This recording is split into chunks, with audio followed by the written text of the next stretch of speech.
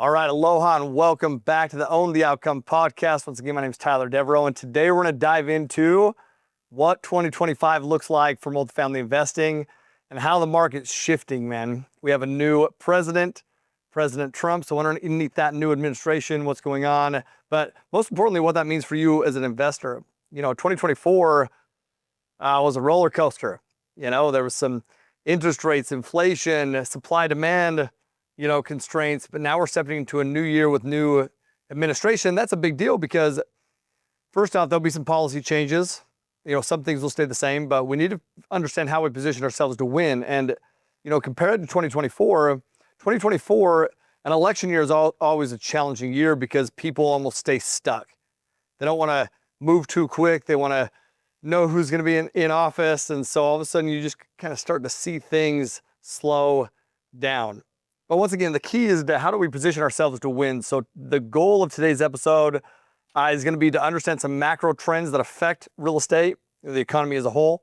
Also, I'm going to go through some top performing markets and then certainly some actionable steps on how you can get ahead and once again position yourselves to win in 2025. So, the macro level trends are very important to understand. Now we're going to drill down to micro level trends, definitely, but the macro level trends are important to understand. For example, 2024 was challenging for a lot of people for a number of different reasons. People will immediately default to rate hikes, and rate hikes, certainly can be, an impact.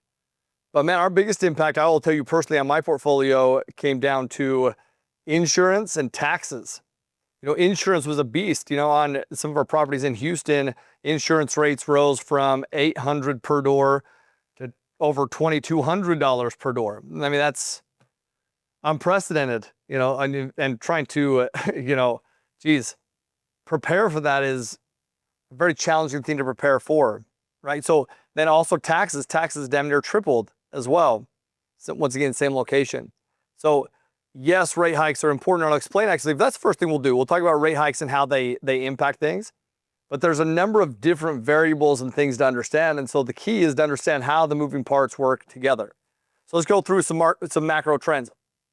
So macro trends, when I say macro, I mean nationwide, okay? And job growth is a key indicator. So at a macro level, we expect, from the different reports and things that I've looked at, we expect job creation to slow a little bit. In comparison to 2024, it's projected that 1.8 million jobs will be created in 2025. Now, that may be a surprise to some because you think Trump's coming into office. There's this new, energy in the U.S. People are going to want to create jobs, and we certainly expect that to happen. But I'll show you what impacts jobs, okay, and just the general labor market as a whole. But I want you to understand why job growth is so important. Job growth is so important because jobs bring people to markets, like to certain markets, and they also pay people money. And listen, so they can afford rent at our properties. See, people are demand for these multifamily properties.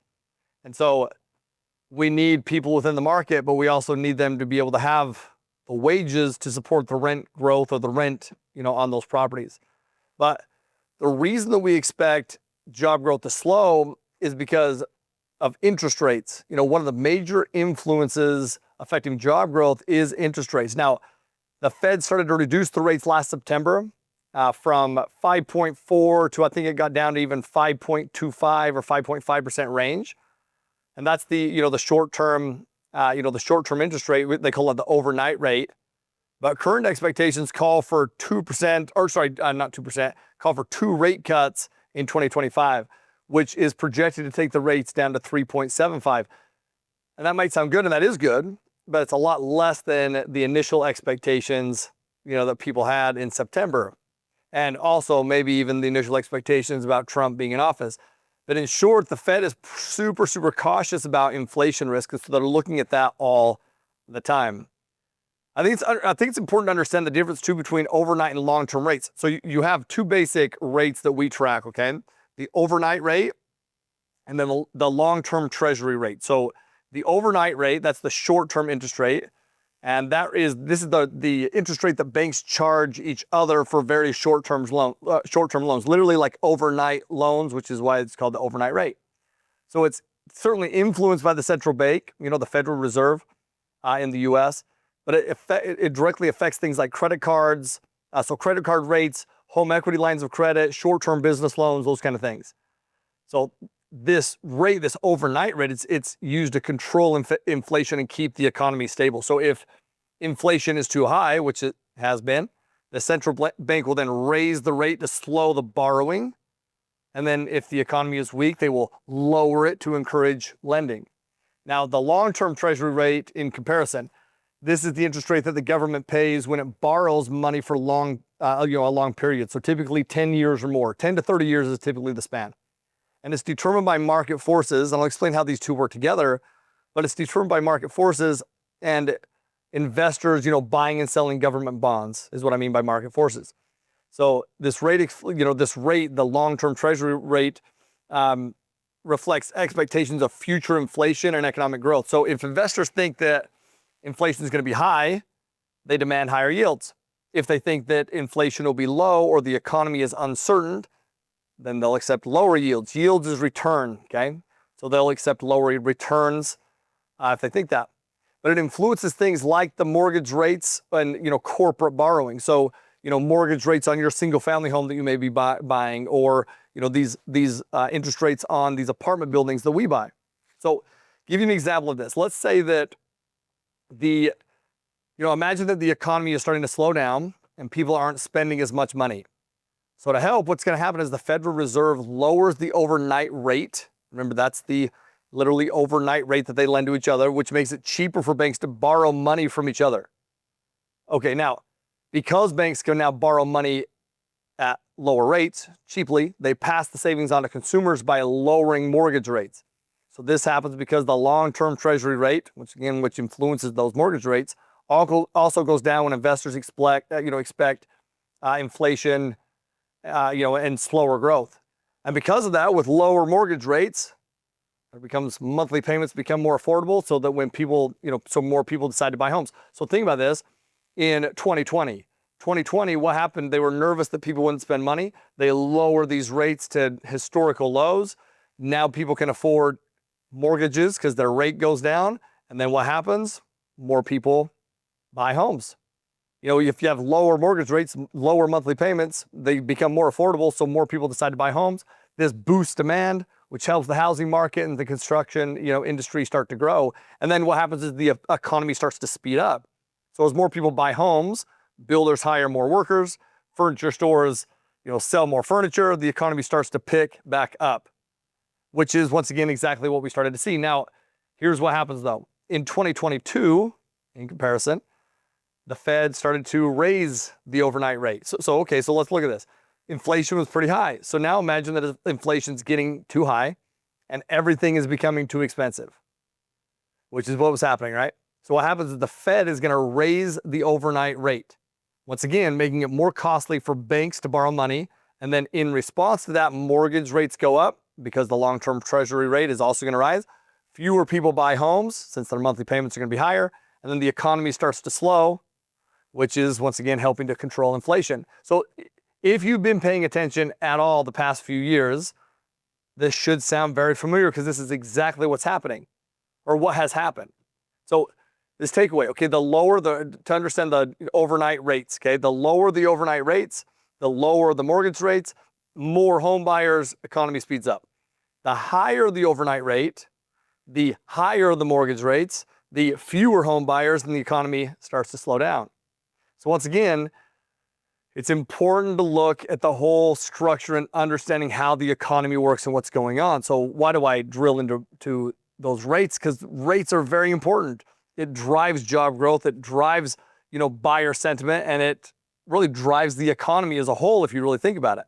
So the Fed can really play those cards. But listen, you have to look at micro level trends as well, because all that being said, every area is affected differently, which is why as investors, we have to look at micro level trends, tongue twister, super closely. So for example, okay, the markets that are, despite everything that I just talked about, once again, the Fed has raised rates. We were expecting it to drop. It's now not expected to drop as much as it was in 2025. It's supposed to only have 2 rate cuts. Once again, a little bit lower than we've seen, but not where we would really like it. But still, there are markets that are adding a whole bunch of jobs regardless. And so this is our micro level trends that we would look at. So the market's projected to add the most amount of jobs this year. Total jobs. Dallas, Houston, Texas. So Dallas, Texas, Houston, Texas, New York, Washington, D.C., and Atlanta. Okay, now, those are 5 of the biggest job markets in the entire country. So that makes a lot of sense as to why they may be the ones adding the most number of total jobs. Which is why, once again, we look like, and if you don't look at this kind of stuff, you need to look at this. It's not just total deliveries, total jobs in the market.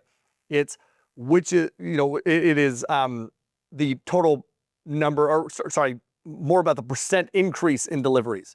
So the percent increase, not just total deliveries, we focus more on the increase, the total increase, meaning year over year increase. So Marks and Millichap, my favorite reports to look at.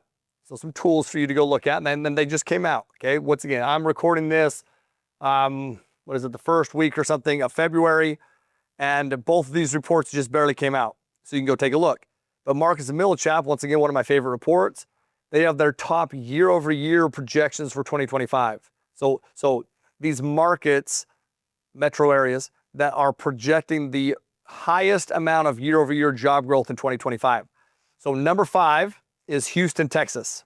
Okay, they project Houston, Texas to bring in 68,000 jobs in 2025, which is a 2% increase. And just so you know, our biggest targets that we look at, once again, job growth is one of them when I'm choosing a metro area. Job growth is 2% year over year growth. So Houston, Texas would fit that mold, 2% year over year job growth. Austin, Texas is another one. They project Austin, Texas to have 29,000 jobs brought in. That's 2.1% growth, so that's number 4. The thing with Austin, though, Austin has been one of the top job-producing metros pretty much since I've been in the space. Because of that, anytime that that's the case, there's lots of development that goes on. So even though there's lots of job growth, there is lots of development, so the supply is very high in Austin, which is kind of balanced that out, which has made that market, a little bit more challenging for commercial real estate. Number 3 is Fort Lauderdale, Florida. There's 20,000 jobs that are supposed to be brought into Fort Lauderdale, Florida, which would be a 2.1% growth. Now, number 2 is Jackson, Florida. Jackson, Florida, 18,000 jobs are projected to be delivered. And Jacksonville is one of the smaller markets, on this list here, but great market. It's growing at a great rate. 18,000 jobs projected for 2025, which is a 2.2% growth. And then the number 1 market on, Marcus and Millichap's year-over-year projections for 2025 is Raleigh, North Carolina. They're projected to add 29,000 jobs for a 2.6% year-over-year job growth. All of those are phenomenal. Now, what we look at, though, is I look at different reports to see which markets are mentioned multiple times. So most reports will come out with their annual report or, quarterly reports. And my advice to you is don't just look at one, look at multiple. Okay, you're going to look at multiple and see which ones are mentioned multiple times, and then go do your research within those markets. So, for example, the Milken Institute. Milken Institute's also one of my favorite reports to look at, by the way, and they came out with their top performing markets. Now, some of these are going to sound familiar. Number 1 is Raleigh, North Carolina. Once again, that was Marcus and Millichap's number 1 as well. Number 2 is Ogden, Utah. Ogden, Utah wasn't even on Marcus and Millichap's report. Number 3, in fact, the rest of these aren't on Marcus and Millichap's report. None of these are on Marcus and Millichap's report. Number 3 is Salt Lake City, Utah. And then number 4 is Huntsville, Alabama. Now, Huntsville had been a market that I would absolutely look into. I remember when I very first started the market, Huntsville had just kind of started to peak out. And now it's back on the rise again. It was fun to see this one creep up in the report. And then number 5 is Colorado Springs. Colorado Springs, that's the Milken Institute report that came out. So you'll see the only one that really crosses over there within those top 5 is that Raleigh, North Carolina one. Now, what I'm looking for, because I'm going to give you some notable markets, because when I look at the Milken Institute report, I'm definitely looking at the job growth. I'm definitely looking at their rankings. By the way, the Milken Institute ranks the top 200 markets year over year, so from one year to the next. They also rank it from small cities and large cities. Now, what I'm looking at when I go into there, I don't just go look at the top 10 or the top 5 like I just gave you. I'm looking for markets who made the biggest jump in the rankings, so they jumped the most amount of spots. I'm also looking for markets that made the biggest jump in the rankings, and then also ones that are maybe cracking the top 100 for the first time, and then once again anything that's mentioned on other ones. But I pulled some of my top ones for notable markets. So these are my notable markets from the research that I've done, my top 5, if you will, from the different reports that I've looked at. So one of those, and these are in no real particular order, except this one is probably my number 1, which is Charleston, North Carolina. Charleston, North Carolina has a great forecasted job growth, meaning it is projected to add a great number of percentage of jobs this year in 2025. I like Charleston as a whole anyway, a great population and household formation growth there as well. Number 2 is Palm Bay or Titusville, which is in Florida. Okay, they jumped from 25th to 9th. So the reason I like that, number 1, it's a big jump in the rankings, and it's cracking the top 10 for the first time in a while. So that's one that I'll put on my list to look and dive deeper into. Number 3 is Fayetteville, North Carolina. Now I love this one as well. This one jumped from 180th to 98th. So once again, cracking the top 100 for the first time, and a huge jump in the rankings. Okay, and that's done because of a big jump like that comes from the major drivers, which is job growth, household formation, which is population growth, people moving there, trends like companies moving in, or transportation routes moving through. So Fayetteville, North Carolina is a big jump. Now, the market in the U.S. that was the largest, called the largest gainer, okay, amongst biggest cities. Remember, they rank small cities and big cities. So the market that is the largest gainer in the U.S. on this report from the Milken Institute is Tulsa, Oklahoma. Tulsa, Oklahoma jumped from 185th to 86th. That is a massive jump, 99 spots. Man, I don't even know if I've seen a market jump 99 spots before on that report. So Tulsa, Oklahoma. Luckily, I own a couple properties in Tulsa, Oklahoma, which makes me happy to see the market jumping and moving. But that's a big jump, man. And then number 5 is Fayetteville, Arkansas. Remember, I had Fayetteville, North Carolina. This is Fayetteville, Arkansas. They're forecasted to have 3% forecasted year-over-year job growth, which, once again, our target that we look for is 2% year-over-year. So 3% is a fantastic number. So those are your once again, top markets that you should be looking at. But it's key that you understand what to look for. Okay. So number 1 thing. So here's your actionable things as you go out to do your market research and what you should be looking for. Number 1 is job growth. You need to be looking at job growth. We're looking at 2% year-over-year job growth. That's what we're targeting. Okay, so markets have 2% year-over-year projected job growth. Number 2, though, is household formations. Now, we track population, and I do look at population, right? I want to have a market, like my targets, I want to have a market that has had I look back 5 years, 5-year historical, it's been growing, positive growth, but it's also projected to have positive population growth over the next 5 years.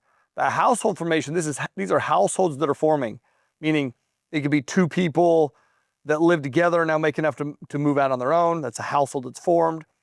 Usually the most amount of households are formed by young adults who are coming out of college.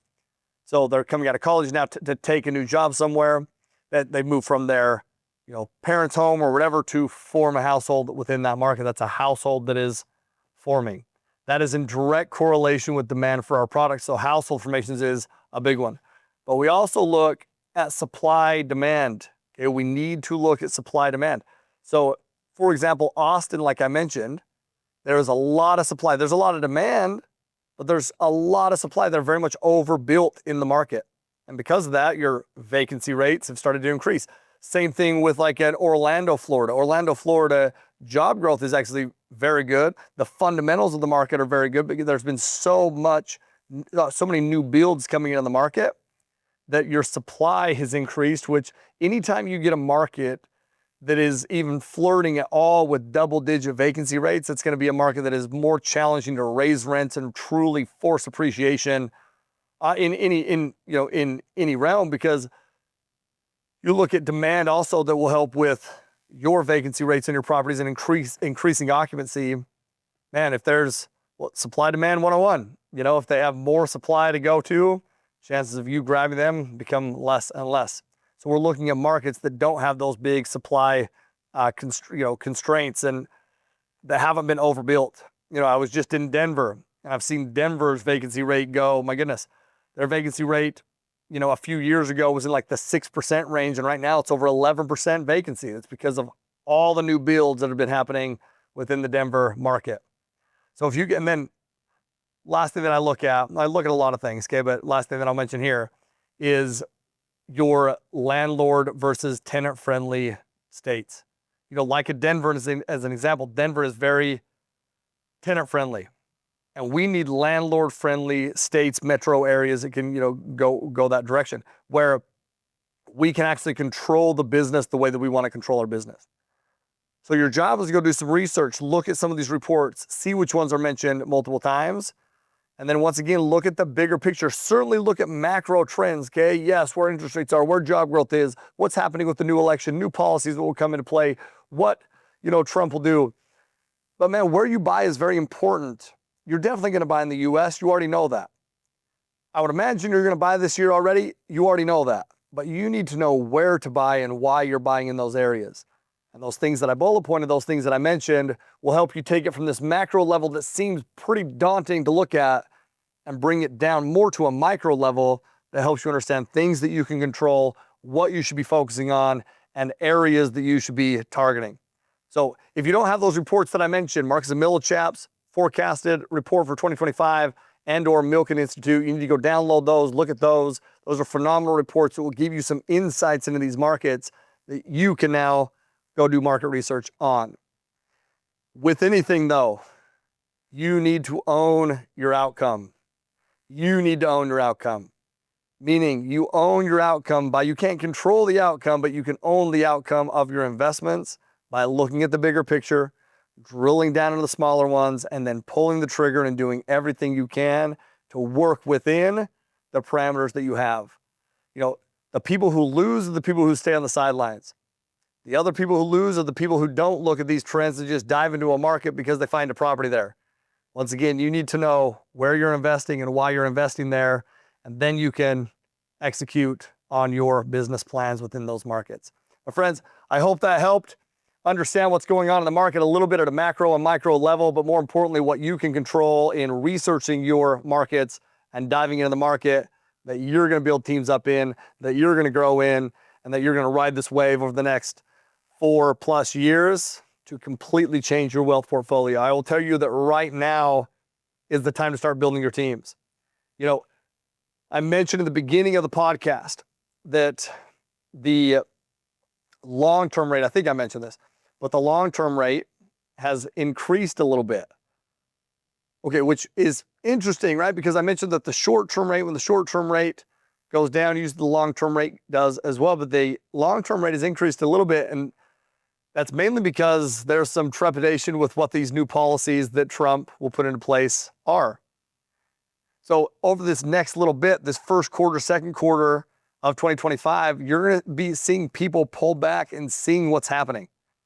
Listen, you should be seeing what's happening as well with the Trump administration, but what you should really be doing is building your teams within these markets that you can control. Once again, you can't control, but is more controllable from a micro level, looking at the market fundamentals so that you can benefit when the flood comes back in.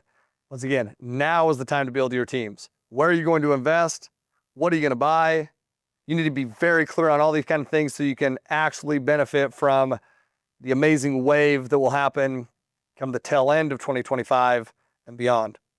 Once again, own your outcome by doing your research and not staying on the sidelines. Sidelines are for pussies. Live always aloha. Peace.